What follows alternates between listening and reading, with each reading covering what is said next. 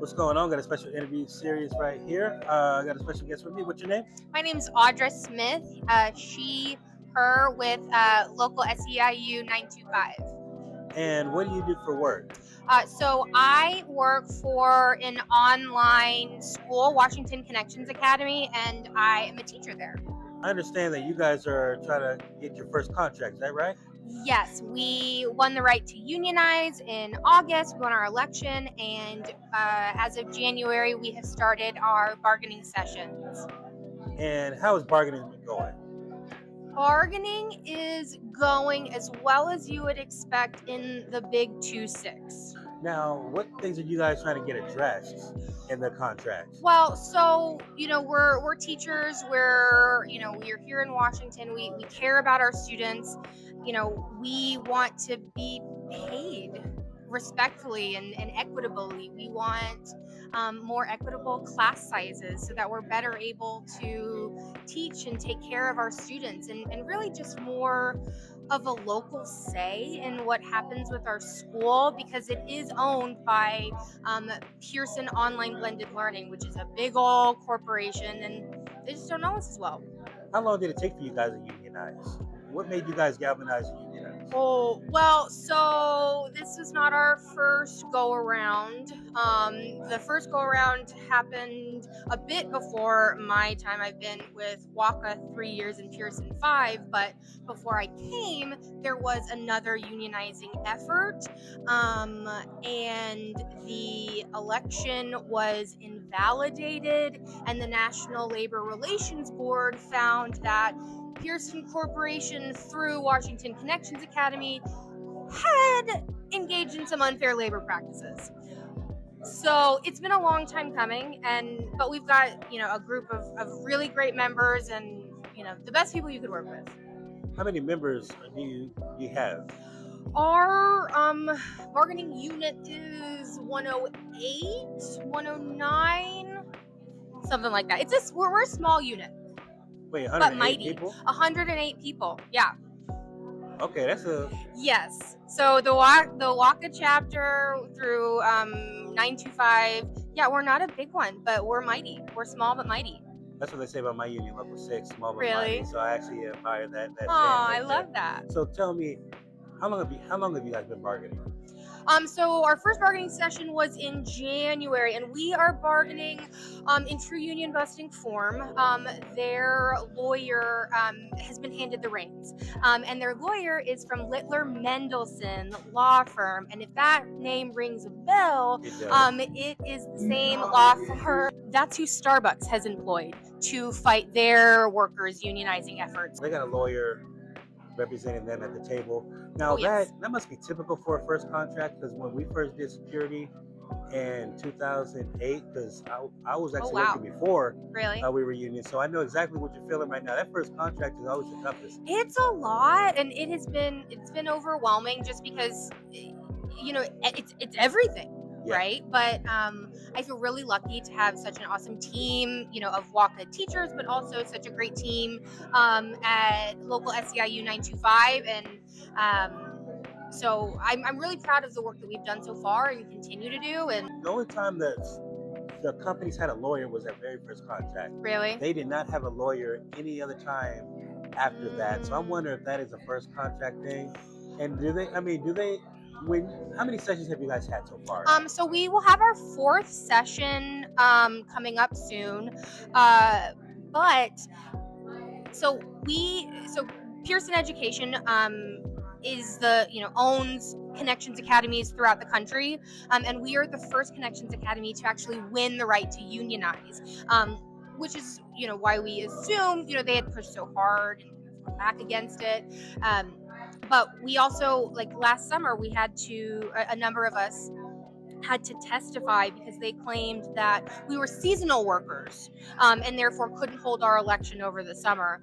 And so they just kind of are letting him run the show. The lawyer, when he comes in, when you guys, do they say this is the first contract, you're not going to get everything? Because we got that repeated so many times, that line stuck in my head. No, so if you didn't know any better, you would think that we are besties with our lawyer. He's very, cordial, seems very accommodating in our meetings, until he's pressed a little. And then the cracks start to show a little bit, and you see this man is not our friend. This man is a corporate lawyer hired for a lot of money to only give up what he is forced to through collective action. And that's a good thing that you know the signs already to tell, because the people who we bargain with, we know when we're close to a deal, because there's a few lines that they say like, okay, we're getting close now. Yeah. One of the sayings they love is like, hey, you guys are playing with Monopoly money. Oh. That's a sign that I'm like, okay, yeah, we're getting close to a deal now. We're getting close to a deal. Yeah. And so you guys have been with us for 4 sessions. Are you guys even done with non-economics, or are you guys still on the economic side now? So the argument that they're still pushing is that we're only going to touch non-economics. Okay. Yeah. But how? Right? We're a school, so almost, 90% of the stuff that our CBA proposal includes touches on economics. The number of students per teacher or per special education case manager, that directly aligns with economics, because if they can, if they're only having 25 students so that they can accurately, take care of our special education population, that means you have to hire more special education teachers. So pushed for just a non-economic, and they're still kind of saying that, but I don't know what they're going to do once we get past what we're talking about, from our last session, because it's all tied.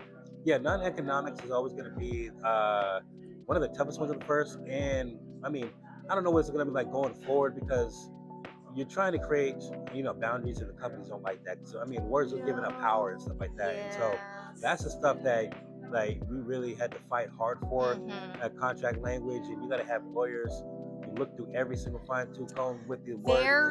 Very much so. And I think so. My background is in psychology and forensic psychology, which is the legal system meeting psychology. And I love reading contracts, and I love reading textbooks.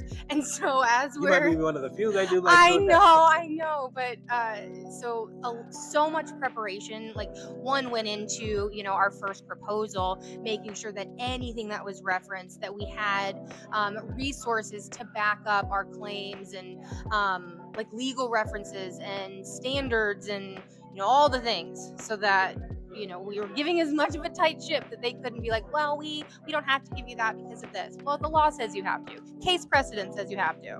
When you guys were coming up with your proposals, how did you guys come up with that? Like, did you guys take from, because like one thing we do in security, we look at every other market's contract. We look at California, we look at New York, we look at Philly, etc.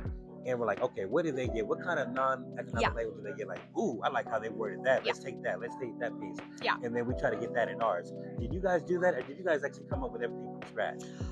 So the answer is yes to both, right? So, because it's our first contract, we really wanted to talk to our members and see what was important to them, because I can say what's important to me, and my other bargaining team members can say what's important to them, but we don't represent just us, right?